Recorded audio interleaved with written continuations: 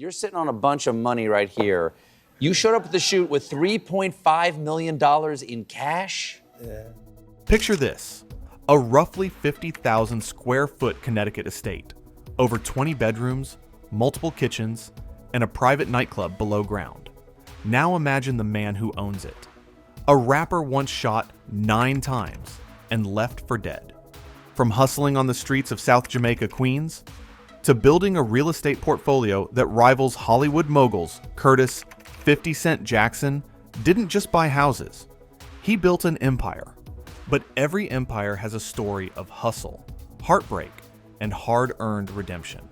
And behind every brick of his mansion lies a lesson in survival. If you had to choose power, money, or legacy, which one would you build your empire on? In the heart of Queens, long before the fame, before the private jets and multi-million-dollar homes, there was a boy named Curtis Jackson. Born in 1975, raised by a single mother, Sabrina Jackson, whose street smarts kept them afloat in a world built on survival. She was tough, fearless, and driven a woman who played by the street's rules to provide for her son. But when Curtis was just 8 years old, that world shattered. His mother was murdered, her life stolen in the very neighborhood she fought to protect him from. For most kids, that kind of pain breaks you. For Curtis, it built him. He grew up fast in a world where every block had a code, every corner had a story, and every choice came with a price. He started hustling during the height of the crack epidemic, not for greed, but for survival. Arrests came early. Consequences were real, but ambition burned brighter than fear. In the middle of chaos, 2 things kept him grounded: music and boxing. "If I wasn't gonna win in the ring," he once said, "I was gonna win in life." Each punch, each verse, they weren't just practice. They were preparation. Because 50 Cent wasn't born from comfort. He was forged from conflict. Then came the moment that changed everything. In 2000, Curtis Jackson was shot 9 times outside his grandmother's home. Once in the hand, once in the arm, once in the face. But somehow, he lived. Doctors called it a miracle. Curtis called it a wake-up call. "God gave me a second chance," he would later say, "and I wasn't wasting it." The shooting didn't break him, it baptized him. When he walked out of that hospital, he wasn't just Curtis Jackson anymore. He was 50 Cent, a name that symbolized change, resilience, and payback. He poured every ounce of pain into his rhymes. Every scar became a lyric. Every loss became motivation. And while the streets whispered he wouldn't make it past 25, 50 was already planning something bigger, a legacy built on discipline, not desperation. The world saw a rapper rise. But what they didn't see was a man who'd already lived 9 lives and wasn't afraid to fight for the 10th. His scars became symbols. His past, the blueprint of his empire. Because for 50 Cent, greatness wasn't inherited. It was earned 1 bullet, 1 verse, 1 second chance at a time. The early 2000s, a time when hip-hop was evolving from street sound to global empire. And right at that turning point stood a man with a bulletproof story. Curtis 50 Cent Jackson wasn't just making music, he was rewriting what survival could sound like. It all began with a mixtape. In 2002, Eminem got his hands on Guess Who's Back, a gritty, unapologetic reflection of street life that carried both pain and precision. Eminem passed it to Dr. Dre, and within weeks, the duo brought 50 to Los Angeles. They didn't just sign an artist, they signed a phenomenon. And in 2003, the world witnessed the eruption. Get Rich or Die Tryin wasn't an album, it was an earthquake. 9 million copies sold. 1 debut single. In Da Club became an anthem for ambition. From street corners to corporate boardrooms, everyone knew his name. 50 Cent had arrived, and he wasn't leaving quietly. But fame was never his final goal. Behind the jewelry and fame was a businessman sharpening his playbook.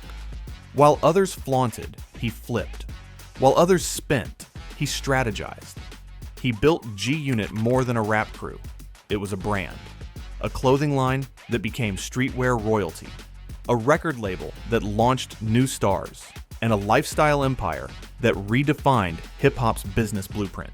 He once said, "I was selling millions of records, but I was thinking like a CEO," and it showed.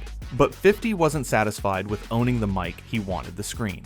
In 2005, he starred in Get Rich or Die Tryin, a film loosely based on his own life, a story of pain, hustle, and redemption.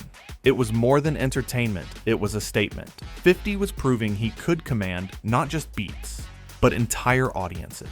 And while critics debated his acting chops, he was quietly learning about production, ownership, and storytelling. The film wasn't just a role, it was rehearsal for something greater. Fast forward to 2014, a new battlefield, Hollywood. That's when Power was born. Not just a TV show, but a cultural phenomenon. A story of ambition, loyalty, and betrayal, told through the eyes of Ghost and Kanan. And who was behind it all? 50 Cent, the executive producer, the visionary, and the villain audiences couldn't stop watching. The show exploded, dominating ratings, reshaping modern TV, and launching a universe of spin-offs. Power Book 2, Raising Kanan, Force. From the streets of Queens to the skyscrapers of Hollywood, 50 had turned his life into a cinematic empire. But the magic wasn't just in the show, it was in his mindset. He didn't rent space in Hollywood. He built his own lane. He mastered the business of storytelling, producing, licensing, and owning his creative output. Every deal, every show, every moment was calculated, and it paid off. By now, 50 wasn't just an artist. He was a corporation in motion, an executive with the instincts of a hustler and the vision of a mogul. His business moves were just as legendary as his music, a vitamin water stake that reportedly netted tens of millions, widely reported as over $100 million, then tech plays, TV deals, and production. He was no longer just performing for the culture, he was shaping it. And through every boardroom negotiation, every late-night studio session, one thought stayed constant. He'd survived worse than this. Success didn't scare him. Failure didn't stop him. But behind the cameras and contracts, 50 was already planning his next big play, turning mansions into money. Because while the world was still dancing to Indie Club, 50 Cent was quietly building the next chapter, a real estate empire that would redefine wealth itself. If you had $1 million to invest, would you buy cars or build an empire?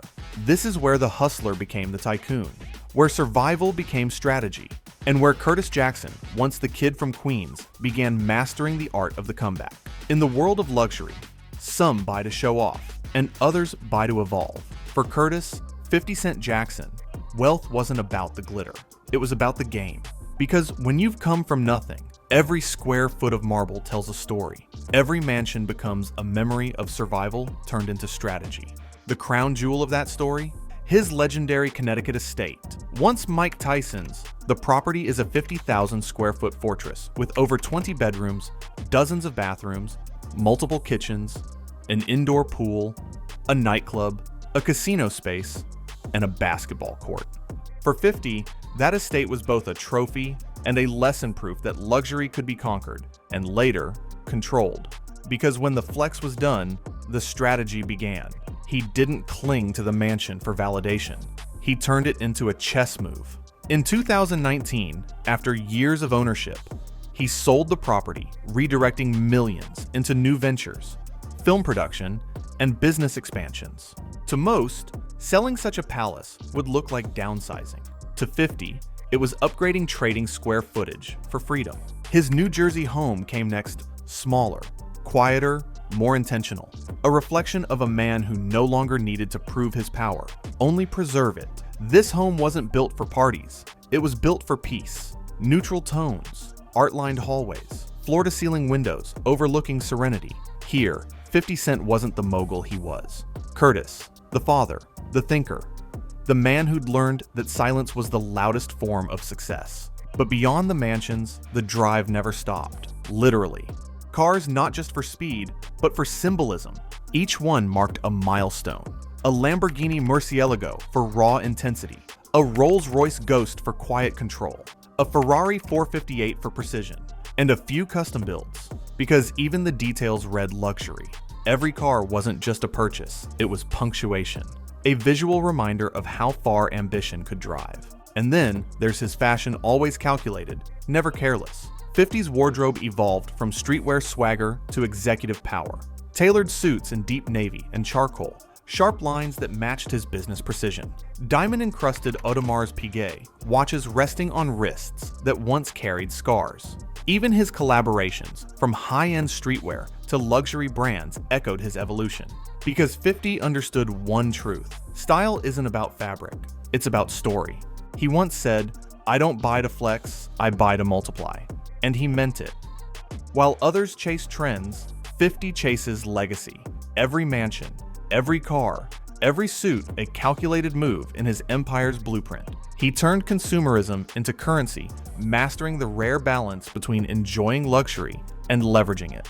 His purchases weren't for applause. They were for alignment, aligning wealth with wisdom, pleasure with purpose. Luxury for 50 Cent isn't loud anymore. It's layered. It's the quiet morning in his New Jersey home, the steady hum of an engine in the garage, the weight of a watch earned through resilience, not luck. Because true luxury isn't about the marble or the metal, it's about mastering both. His wealth was loud, but his wisdom was louder. The real luxury for 50 Cent wasn't in the marble or the metal, it was in the moves. Behind the diamond watches, the awards, and the boardroom brilliance, there's the man who built it all and guards his peace like treasure. Curtis Jackson's private life is his fortress, one made not of stone or glass, but of lessons, boundaries, and the silent discipline that success demands. Fatherhood, his most complex role. He's the father of two sons, Marquise Jackson and Sire Jackson, each representing a different chapter in his journey. With Marquise, his firstborn, the relationship has long been strained, tangled in public tension and private pain. It's a story 50 doesn't hide from, but he rarely revisits. Because in his world, pain isn't for pity, it's for progress. He once said in an interview, "Some relationships just don't heal the way you wish they would, but you learn to keep moving." And that's exactly what he's done. Then came Sire, his youngest, the mirror of his second chance. Born in 2012, Sire became the softer side of 50, the symbol of patience, growth, and gentleness few ever get to see. He's not just raising a son, he's raising a legacy, one rooted in discipline, education, and gratitude. Romantically, 50's life has always been under a spotlight he didn't ask for. High-profile relationships with models, actresses, and public figures, yet he's mastered the art of saying nothing. Because privacy for him isn't just preference, it's power. He's seen what exposure costs, and he's not paying that price anymore. Behind closed doors, he's grounded by structure. Every morning begins before sunrise. Workout, meditation, writing, strategy. His discipline is his anchor, not fame, not money, not validation. He often describes his routine as therapy. "When I train, I'm not chasing strength, I'm chasing stillness." He's not shy about his spirituality either. Faith, for 50, isn't just belief, it's balance. It's what keeps him grounded in an industry built on illusion. He's seen the chaos that comes with fame, and he's built his peace like a fortress around it. In one of his most candid interviews, he said, "Peace is expensive. I protect mine like it's gold." That line became a mantra for millions who understood that success means nothing without serenity. He may have conquered music, film, and business, but his greatest victory might just be mastering himself. A man who once fought for survival now fights for silence. A man who once sought revenge now seeks rest. A man who once chased fame now values focus. Because even surrounded by millions in dollars, followers, and fans, his most valuable asset is peace. Because peace is the new luxury. From the streets of South Jamaica to the boardrooms of corporate America, 50 Cent's journey has always been about more than money or fame. It's about power, but not the kind that comes from ego, the kind that transforms lives. Through his G Unity Foundation, 50 poured his resources into what he calls real wealth opportunity. The foundation provides grants to community organizations that support underprivileged youth, funding mentorship programs, scholarships, and career-building initiatives. He's said it himself, when you change how people think about money, you change their future. His mentorship programs aren't about charity, they're about strategy. 50 teaches ownership, not dependency. To him, success isn't about escaping the hood, it's about rebuilding it with better tools. He's a living blueprint of what it means to rise and reinvest. From financial literacy workshops to entrepreneurship incubators, his mission is to create independence, not influence. Beyond business, his philanthropy has reached far beyond New York. He's donated to disaster relief efforts, championed education access, and supported Black-owned businesses across the US and Africa. But perhaps his most lasting message is about ownership. 50 has repeatedly warned young artists about the trap of signing away their rights for temporary fame.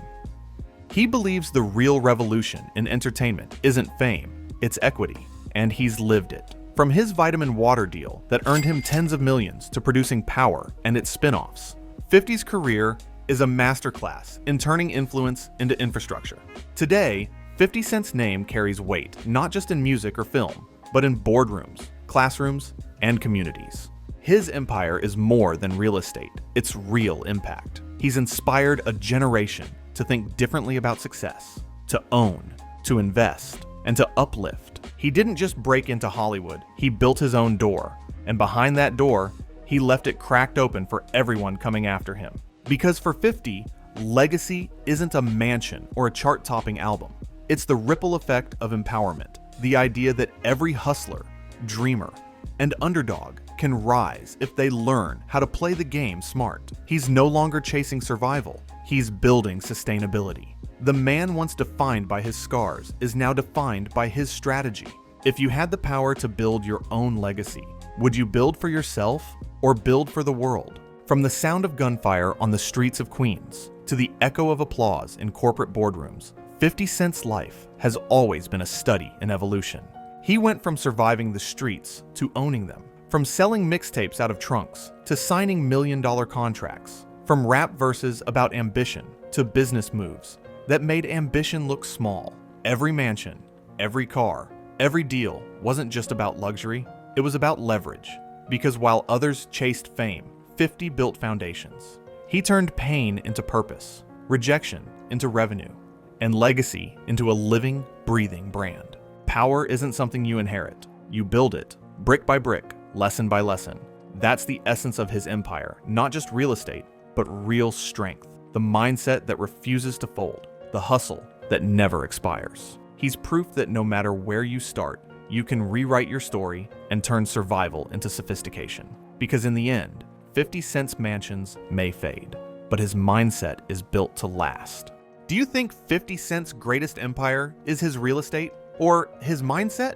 Drop your thoughts below and don't forget to like, subscribe, and stay tuned for more stories of Black excellence and luxury lifestyle.